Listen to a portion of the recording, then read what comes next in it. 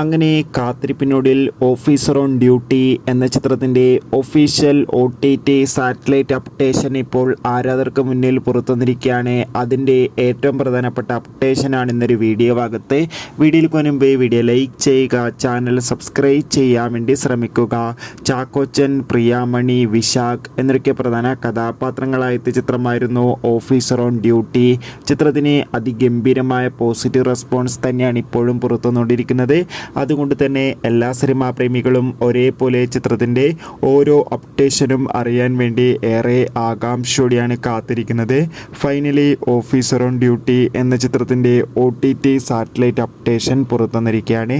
ചിത്രത്തിൻ്റെ സാറ്റലൈറ്റ് അവകാശങ്ങൾ ഇപ്പോൾ സീ കേരളം എന്ന ചാനൽ സ്വന്തമാക്കിയെന്ന് കൺഫേം ആക്കിയിട്ടുണ്ട്. OTT അവകാശങ്ങൾ നെറ്റ്ഫ്ലിക്സ് എന്ന OTT പ്ലാറ്റ്ഫോമും ചിത്രം അടുത്ത ഏപ്രിൽ മാസം OTT റിലീസ് ചെയ്യുമെന്ന് കൺഫേം ആയിട്ടുണ്ട്. കാത്തിരിക്കാം കൂടുതൽ അപ്ഡേഷൻ അറിയാൻ.